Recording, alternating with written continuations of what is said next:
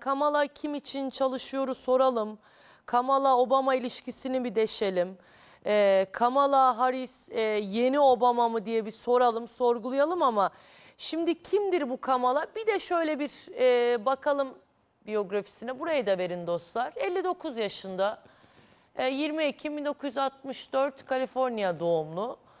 Babası Jamaikalı, annesi Hindistanlı, hukukçu. Ya nasıl 59 yaşında oluyor? 60 yaşında işte. Kaç? Ama Ekim.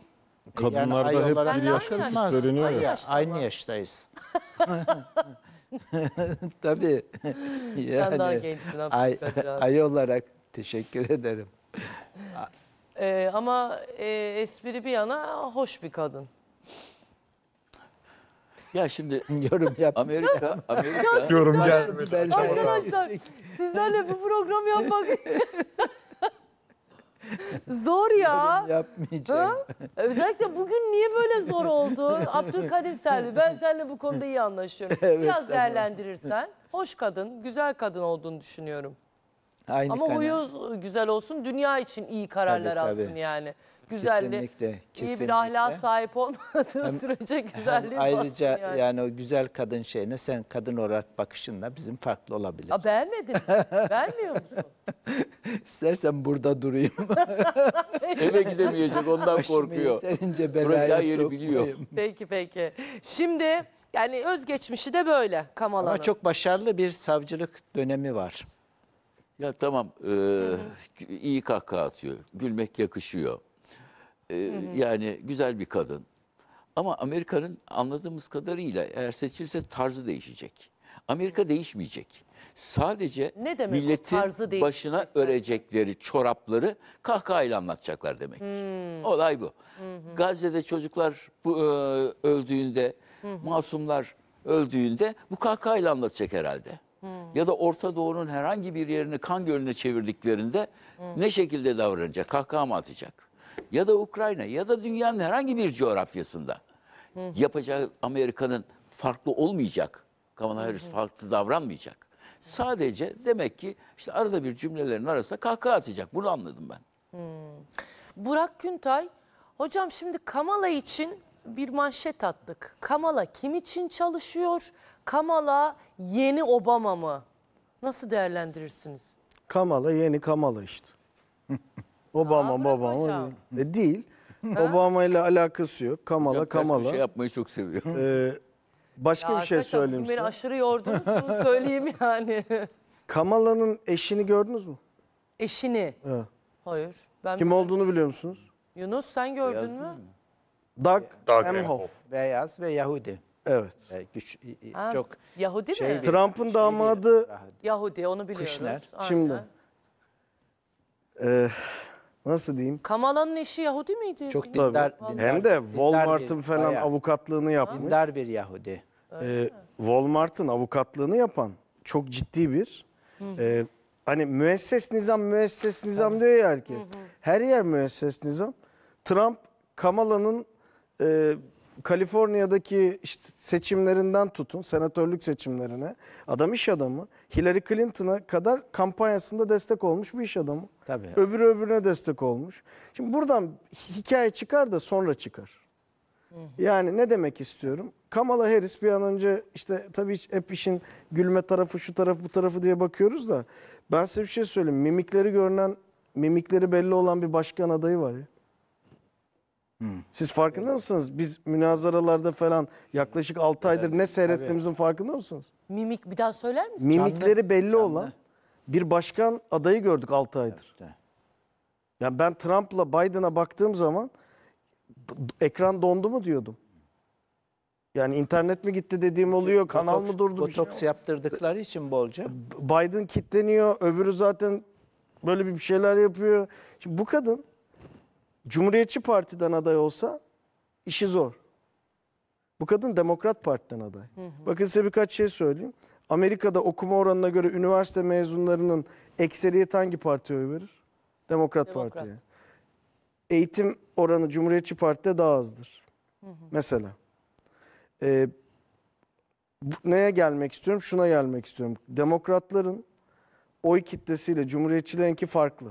Şimdi burada 3 tane doğayan çok önemli gazeteciyle Ama hocam birlikteyim. şu da olmadı mı? Cumhuriyetçilerle demokratların artık politikalar da tersine döndü. Heh, şimdi ona Cumhuriyetlere geleceğim gelince savaş çıkar diyorduk. Demokratlara özgürlükçü diyorduk. Tam tersine döndü. Şimdi Abdülkadir abi 3 gazeteci dostumu, ben sizin gibi bilemem bu konuları. Yok, Bir estağfurullah soru hocam. soracağım. O kadar mütevazı. Türkiye'de öyle böyle ben AK Parti'ye asla oy vermem diyen, ne olursa olsun her yere veririm ama vermem diyen bir kitle var mı? Tabii var. Ne olursa olsun CHP'ye vermem, her yere veririm ama vermem diyen bir kitle var mı? Var. Var. Bu ortadan Elimi kesse. öyle böyle bir ayrışma var değil mi? Evet. Tamam. Bu Amerika'da çok çok çok azdı yıllar içinde. Şimdi Şimdi Trump bazlı konuşuyorum. MAGA bazlı, yani o Make America Great Again hikayesi var ya. Kessem beni, bu tarafa oy vermem diyen, bizim hep öğrettiğimiz o salıncak seçmen işlerini falan tarumar eden bir olay belirdi artık Amerika'da. Ne demek istiyorum? Şunu demek istiyorum. İki tarafta birbirinden oy almaya oynamıyor artık. İki tarafta kendi seçmenini sahaya çekmeye çalışıyor. Çünkü orada kutuplaşmışlar. bizim gibi değil, hala çok sandığa gitmeyen seçmen var. Çekerse seçimi alır. Kamala, benim şahsi kanaatim, doğru bir başkan yardımcısıyla, bakın çok ilginç bir hikayeden bahsediyor olabiliriz ama o başkan yardımcısı hikayesinin altını 50 kere çiziyorum. Şöyle daha yani bir hani derler ya, adam sormuş, demiş ki ben şuraya ne kadar sürede giderim? Demiş ki bir yürü bakalım. Ya ne ilgisi var? Demiş ki yürü de bir yürüyüşünü göreyim. Bir bakalım, bir çıksın, kampanyasını görelim. Ama evet, yani iyi bir kampanya yürütebilirse işi çevirebilir. Ama iyi bir kampanya yürütemez. Sadece Biden politikalarının silik bir temsilcisi konumuna düşerse, ki Trump'ın buradaki en önemli avantajı bence politikalar çok net. Ekonomi konusunda umut veriyor. Çünkü onun döneminde ekonomi başarılıydı. Amerikan halkı, siz orada yaşadınız biliyorsunuz, ekonomiye bakar. İkincisi savaşlar konusunda yine çok net. Müesses nizam savaşı devam ettirmek istiyor olabilir. Ama Amerikan halkı artık savaşlardan yorgun olabilir. Politikalar çok net olduğu için Trump avantajlı hala. Burada bir kampanya sürecini görmek gerekiyor. Kamala Harris'le ilgili bir kanaat ortaya koyabilmek. Abdülkadir abi, bir hafta sonra, hiçbir garantisi yok. Doğru. Ama bir hafta sonra bir programda, hadi bilemedin 2 hafta sonra, çok ayrı bir tablo konuşuyor olabiliriz, biliyor musunuz? Tabii. Evet. Katılırım. Doğru. Çok çok ayrı. Kamala lehine. Bakın Obama'nın mesela bizim kampanya yöneticileri her Zaten zaman şu an ona dönmüş Obama'nın gibi ya. kampanyasını Baksana kaç Daha ortada. dolar. Obama'nın Maaş kampanyasını geldi. çok başarılı bulurlar. Obama'dan bir lider. Bakın Obama X'i kullanan ilk siyasetçi. tabii, şöyle Twitter'da. Obama ne yaptı? Bush döneminde Irak ve Afganistan işgal edildi. İslam dünyası düşman haline getirildi. Obama siyahi, mazlum, Müslüman haklara iyi geliyor. Babası Müslüman, belki gizli Müslüman. Türkiye'ye geldi, Obama ne yaptı? Sultanahmet Camisi'ni ziyaret etti. Projeydi ya. Ayasofya'yı ziyaret etti. Ne oldu? Bir anda o İslam düşmanı Amerika kırıldı, geldi ama İslam dünyasına da en büyük zararı verenlerden birisi Obama oldu. Bizde 15 Temmuz Obama döneminde gerçekleştirildi. Yani öyle bir imaj oluşturdular, bir algı oluşturdular. Beyzbol Onun altından sopasını kim işlerini gösterdi? yaptılar. Tabii. Bir şey daha ekleyebilir miyim? Müsaadeniz olur mu? Buyurun. Ne demek? 2004 yılında ilk defa ben Obama'yı gördüm. Gördüm derken yani şimdi bir sürü senatör var. Tabii. John Kerry'nin Bush'a karşı ikinci dönemi vardı ya, mücadele, başkanlık yarışı. Bush'un ikinci dönemi. Orada yine böyle convention'da, kurultayda bir konuşma patlattı. Ama destek konuşması. Şimdi yapıyorlar ya. Tabii. İlk defa ben orada gördüm onu. Bush'un ikinci seçimi John Kerry'yi destekliyor. 2008'de de bu adam aday oldu. Aday olduğunda junior derler. Yani 2 senatör var ya eyaletten. Genç olana, genç derken yaş olarak genç değil. Sonradan seçilmiş, daha kıdemsiz olana junior senatör, öbürüne senior senatör derler. Bu Illinois eyaletinin, önemli bir eyalet, Chicago'nun da olduğu, o eyaletin yerel senatörüydü. Sonra asıl senatoya seçildi. Görevini tamamlamadan başkan oldu. Kamala onun yanında Performans. siyasi kariyer olarak. Ha. Obama'nın yanında bayağı şey kaçıyor hani. Tabii, Churchill. kıyaslanmaz. Çok abarttık tabii de. Hani Biraz- anlatabilmek için mübalağa Yani ediyorum. evet. Yani bu kadın San Francisco savcılığı yaptı. Üzerine bütün Kaliforniya savcılığını yaptı. Hocam bu arada Churchill'i de gömdün ha. Churchill, Evet, dünya Churchill'e yazık tarihinde ettik etkili adama. bir- Senatörlük yaptı. Şaka maka 4 senedir de Evet, tabii. başkan yardımcısı. Yani Obama'dan Şimdi ise daha farklı. başkan Devleti daha adayı iyi gidiyor. belki de başkanı olacak Bilemiyoruz, Amerika'nın başkanı. Peki ya başkan olursa yardımcısı Biden olur mu? Hadi bakalım. Yapar mı? Yok canım. Yani yok canım demeyin. Her şey olabilir yani. Evet. Ha? Yani. Yunus? Abi Yani her şeyi Obama bekliyorum artık. desen daha mantıklı mesela. Tamam, onu da İki soracağım. dönem Yani başkanlık benim yaptı şansım ama daha fazla. hala başkan ya. Benim İsmail Dükel. o Benim de İsmail Dükel. Obama, adayımız. Obama peki olur mu yardımcısı? kanunen olamaz. Öyle mi? Kamala Harris'in yardımcısı Obama oldu. Kamala Harris öldü. Ne olacak? 3. dönem olmaz. Olmaz. Mantıklı. Sorun Biden olur. işte. Ya, olmaz da tabii. Teknik olarak. Teknik olarak Biden olabilir ama Obama olamaz. Orası macera dolu Amerika. Her şey olabilir arkadaşlar. 8 günde neler oldu? Yani Biden Kamala'nın yardımcısı olmayacak. Bizde 24 saatte Diyemem, neler ben oluyor? hiçbir 8 şey gün ne net- ki? Evet. Demem, konuşmam yani. Sayın Selvi ve Ama şöyle Zafer Bey, sizin de yorum. Biden'ın kardeşi bir Sağ olun. açıklama yapmış. Biden'ın kardeşi bir açıklama yapmış. Tamamen sağlık nedenlerinden dolayı Abdülkadir abi, çekildi Biden'ın demiş. kardeşinin yaptığı açıklamayı nereden gördün? Ya Ya gerçekten helal Dün olsun. çıkmıştı o ya. evet yani. Dün Yunus, çıkmıştı. çıkmış mıydı bu? Ha, tamam. Ama Abdülkadir Selvi gerçekten Yunus işimizi valla sana elimizden oynuyor, ben alacak. sana diyeyim. Canım, Ekmek paramızdan edecek. canım. Abdülkadir Paksoy. Dünkü çıkan açıklamayı bugün diye değerlendiriyoruz işte. Fark bu. Ama güzel satıyorsun abi ya. Vallahi iyi Ben yeni satıyorsun. duydum. Yok, gerçekten şey yani. Şöyle diyor ki takip sağlık mekanizması nedeniyle çok iyi. diyor bıraktı diyor. O nedenle başkan yardımcısı da olmaz artık. Ya o onurlu bir sebep yani hani Tabii. ona da onurlu bir sebep buluyorlar. Yani parti bizi alaşağı etti, yaka paça fırlattı attı diyecek bir durumları yok. Yani aslında Burak Hoca'nın belki dediği ondan dolayı hani mantık çerçevesine oturuyor. Yani Biden şu an insan içine çıksa hani çıkacak yüzü var mı gibi düşünebiliriz ama hani böylesine dünyanın bütün yani şunu net olarak söyleyebiliriz. Bu haber dünyanın hemen hemen her başkentinde son dakika geçildi mi? Geçildi. Evet. Şu an yarım milyar, bir tweet yarım milyar görüntülendi mi? Görüntülendi. Yani böylesine önemli bir kararda sadece bir tweet ve yani bir tane imza bununla yakıştı mı? Hiçbir görüntüsünün olmaması 6 gündür. Yani bunların hepsi çok büyük soru işareti yarattı. Evet, katılıyorum. Çok utanç verici bir duruma soktular. Yaka paça attılar, darbe yaptılar siyasi anlamda. Bunun merkezini medya olarak belirlediler ama yani orada kendisinin de görünmesi lazımdı. Çünkü bu onu seçen 14 milyon Demokrat Parti seçmenine bir borcuydu bence Fulya. Evet. Peki şimdi Trump'ın da açıklamalarına bakalım. Trump da dedi ki bu tabii mevzulardan sonra Biden'ın çekilmesi, Kamala'nın aday olarak işaret etmesi Biden'ın tarafından. Trump Kamala'yı yenmek daha kolay dedi. Bilmiyorum, o da biraz erken mi konuştu bilmiyorum ama. Hayır, ne diyecek ki? Beni yener Kamala diyemez. Evet. Kamala'yı yenmek daha kolay olacak. Sahtekar Joe zaten adaylık için uygun değildi açıklamasında bulundu. Bu arada sağlık durumunu da merak ediyoruz. Geleceğim o sahtekar konuya da. Ha? Daltonlar gibi sahtekar Joe falan. Evet ya. böyle şey Komik olur adam ya Trump. Yani Değil mi? Değişik adam ya. Trump için bundan sonraki günler zor geçer. Trump için. Evet.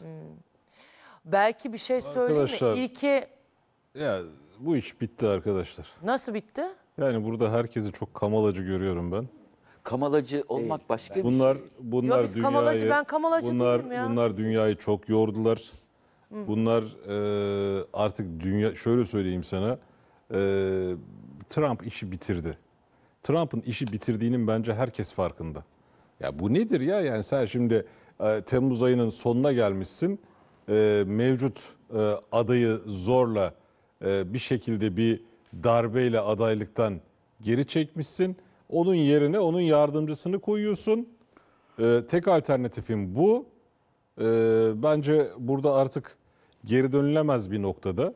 Dünyanın hayrına olan şeyin de ben Trump'ın bu seçimi kazanması olduğunu düşünüyorum. Çünkü bunların mevcut bu ekibin ta Obama sürecinden beri dünya için çok olumlu icraatları olmadı. Ya dediğin olabilir Zafer ama şurada katılmıyorum sana. Al Obama Biden'ı vur Trump'a ya da Kamala'yı al Trump'ı vur bunlara. Bunların politikaları değişmeyecek. Ben de o kanaatteyim. Ya ben o kadar değilim. Ama ya. şöyle meseleye yaklaşımı bile çok etkilidir ya. Çok farklıdır. Meseleye Trump yeniden- yaklaşımı dediğim Trump gibi yeniden Amerika tribüne diyor. konuşur. Ya tribüne konuşur da en Tribüne azından konuşur. bunların Suriye'den yaptığı çıkacağız kadar dedi, gözü Suriye kararmış bir adam şekilde. yığdılar, silah yığdılar. İsmail Sonra Dükel bak şu var. Şimdi Trump'ın. diyor ki Ukrayna'da savaşa devam diyor değil mi? Ya Ukrayna ordusunun yaş ortalaması 40 yaş ve üzerine gelmiş. Savaştırmaya çalıştığı Ukrayna'da savaşacak adam kalmamış. Ben ehveni şer olarak görüyorum. Ben çok büyük anlamlar yüklemiyorum. En azından bu adam diyor ki Zelenski her geldiğinde 60 milyar dolarımızı çarpıyor diyor. Yani inanmadığını belirtiyor. Bir şekilde Ve gerçekçi yaklaşıyor gerçekçi yani. yaklaşıyor tabii arkadaşlar. Ne diyorum bak Evet. Ukrayna ordusunda askerlerin ortalama yaşı 40 yaş ve üstüne gelmiş ya. Sen hala diyorsun ki ben Ukrayna'yı savaştıracağım. Şimdi Polonya'yı savaşa çekmeye çalışıyorlar. Bu adamın en azından kendi içinde tutarsızlıkları var. İyi tamam. Ama en azından gerçekçi bir tarafı var ve adam içe dönmeyi tercih eden bir politik anlayışa sahip. Şimdi izleyicilerin Bunu biz görüyoruz da Amerikalılar görmüyor mu? Şimdi sıradan bir Amerikalı şunu mu istiyor zannediyoruz? Aa ne güzel İsrail'e bir 50 milyar daha gönderelim. Ya da işte Ukrayna'ya Zelenski gelsin bir 60 milyar dolar daha verelim. Askerlerimiz gitsin. Suriye'de biraz daha insanları öldürelim. Ben zannetmiyorum. Ben Amerikan kamuoyundaki Yunus elbette ki orada yaşıyor. Oradaki algının da artık bunların gitmesini istediği yönünde olduğu kanaatindeyim. Yunus'a Çünkü bunlar döneceğiz tekrar. savaştan, kan ve gözyaşından başka hiçbir şey getirmediler insanlığa. evet, bir teknik bir sıkıntı var, gelecek Yunus. Yani. Şunu merak ediyor ama insanlar. Abdülkadir abi Tabii. şöyle bir ayağa kalkalım mı Tabii. seninle? Ya işte ya aradığım var ya, Ya yorumcu. şimdi şöyle. Ben de sana, Tabii, buyurun siz sen buyur. söyleyin. Ya insanlar şunu merak ediyor. Ya arkadaşlar konuşuyorsunuz tamam bir Kamala, şimdi bu adam gitti. Tamam daha dönüş yok. Bununla bu arasında olacak yarış. Aynen öyle gözüküyor. Hangisi dünya için daha hayırlı olur? Hangisinin gelmesi şeklinde merak ediliyor. Soruluyor. Şöyle bundan sonraki Amerika süreçte için değil, dünya için. Dünya için zaten şöyle biraz da Amerikan başkanları demek dünya liderini seçmek anlamına Sopasız geliyor. olmaz. Tek kutuplu dünyada Amerikan başkanlarının tehdit değerlendirmeleri, öncelikleri dünyanın kaderini de etkiliyor. Şimdi burada bundan sonraki sürece Zafer'e katılıyorum. Eğer Trump vahim hatalar yapmazsa bundan sonraki süreçte politikalarını yani ekonomi ve savaş karşıtlığı politikalarını çok net olarak güçlendirerek devam ettirirse hala favori aday. Şimdi bakın Reagan dönemi, Bill Clinton dönemi Amerika barışçıl çözümleri esas aldı. Ekonomisi büyüdü. Bakın şeydeki Irak sorununu İngiltere'deki çözen Bill Clinton oldu. Bizim Yunanistan'la savaşa girmemizi Kardak kayalıklarından dolayı engelleyen Bill Clinton oldu. Ama Baba Bush dönemi, oğul Bush dönemi, Obama dönemi ve Biden dönemi dünya bir felaketten bir felakete, bir savaştan bir savaşa koştu. Niye? Tehdit değerlendirmelerde onlar savaşı önceledi. Onlar ise ekonomiyi önceledi. O açıdan dünyanın kaderinde etkili oluyorlar bunlar. Burada eğer Trump, kardeşim benim Orta Doğu'da 9 trilyon doları gömdünüz, Amerika bundan ne kazandı? Ukrayna'da savaşı bitireceğim ve ben barış masasını kuracağım derse o dünya için bir kazanç olur. Ama Kamala kazanır da bu sefer Rusya ile Ukrayna savaşı yetmedi. Bir de Çin'le Tayvan Savaşı'nı çıkaralım Sürükleyebilir. derlerse ki olabilir. Çünkü Kamala'yı zaten onun için getiriyorlar. Biden'ın politikalarından bir şikayetleri yok. O politikaları devam ettirmek için en güçlü aday bula bula Kamala'yı buldular, onu getiriyorlar. O açıdan Yunus Amerika'dayken, hocam yıllarca Amerika'da eğitim görmüşken benim bu Amerika değerlendirmem çok eksik noksan olabilir. Ama ben böyle inanıyorum. Yo, Yani başkanların tehdit değerlendirmeleri ve öncelikleri dünyanın kaderini etkiliyor. O açıdan Trump ekonomiye ve savaşları durdurmaya öncelik verirse bizim açımızdan da yararlı olur. evet. Zafer Hocam sizin Yunus'a sorunuz vardı. Ha Yunus, ben şeyi merak ettim. Sen dinleyebildin mi bilmiyorum. Yani Amerikan kamuoyu mevcut yönetimin işte Ukrayna'ya, İsrail'e hani tırnak içerisinde yaptığı savaş yardımlarına nasıl bakıyor? Aman iyi ki biz bunlara para veriyoruz. Orada bunlar bizim için de savaşıyorlar diye mi bakıyor? Bunu yoksa kendi ceplerinde bir külfet olarak mı görüyorlar? Ukrayna'ya yapılan yardımlar özellikle daha savaşın başında ciddi anlamda popülerdi. Yani insanlar oraya yardımların yapılması gerektiğini, işgal edilen bir ortağa destek verilmesi gerektiğini düşünüyorlardı ama tabii bu noktada ekonomik şartların zorlaşması, hayat pahalılığının artması, insanların alım gücünün düşmesiyle birlikte bu 2022'nin sonları, 2023 gibi ciddi anlamda sesler çıkmaya başladı, o çatlak sesler. Ve bunu cumhuriyetçiler çok iyi kullandı. Onu net olarak söyleyebiliriz. Bizim için paranız yok. Mesela oynuyorlar daha çok. Büyük şehirler değil de Amerika'nın iç kesimlerinde yaşayan, işte kırsal kesimlerde beyaz, o biraz önce dediğimiz gibi Hristiyan, beyaz, güneyli ya da orta kesimlerdeki bunlara dediler ki bakın sizin için harcayacak paraları yok. Ukrayna'ya şu kadar para yolluyorlar. Ukrayna'ya bu kadar para yolluyorlar diye. O da tuttu. Ve onunla birlikte Trump şöyle bir politikaya yöneldi. Ben bunu siyasi konu haline getireyim, malzeme haline getireyim. Biden restine rest deyip çok akıllıca bir hamle yaptı bana göre. 7 Ekim'den hemen sonra Oval Ofis'ten bir ulusa sesleniş konuşması yaptı. Orada Rusya'yı Hamas'a, Ukrayna'yı da İsrail'e benzetti. Dedi ki bana 100 milyar dolar para verin. Ben bu iki ortağımıza, iki büyük müttefikimize destek vereceğim dedi. Yani bir anda şahmat çekti. Şimdi Cumhuriyetçiler o kadar zayıf karnından vurdu ki dedi ki İsrail'e yardımı gönderelim ama Ukrayna'ya da yollayalım. O iki paketi aynı anda geçirelim dedi. Şimdi Cumhuriyetçiler buna uzun süre karşı çıktı. Hayır ikisini ayıralım diye. Demokratlar dedi ayırmayalım. Yani öyle bir oyun gel git yaşanırken en son Nisan'da Cumhuriyetçiler pes etti.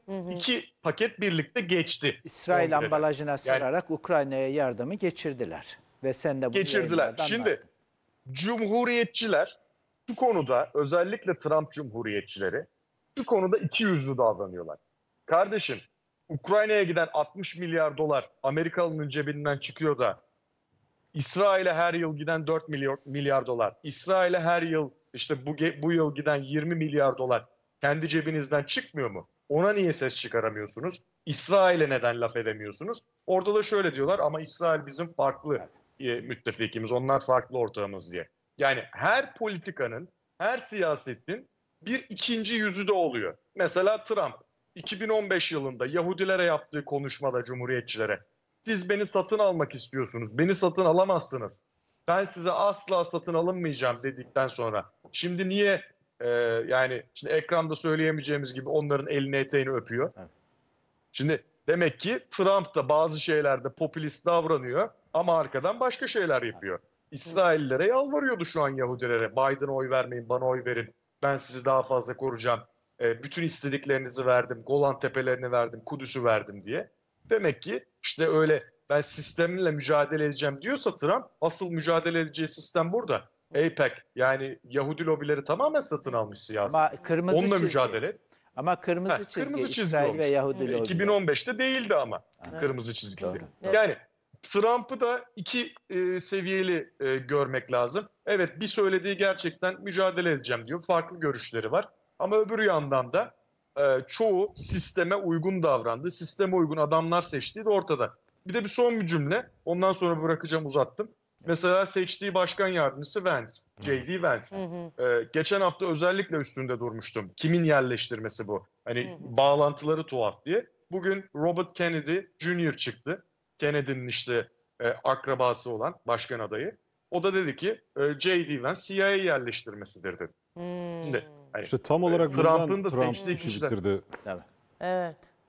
Evet. Yani Trump'ın da öyle seçtiği kişiler falan hani böyle sistemle mücadele edecek isyancı, devrimci tipler değil. Tamamen sistemin içinden gelen adamlarla çalıştı, çalışmaya da devam ediyor.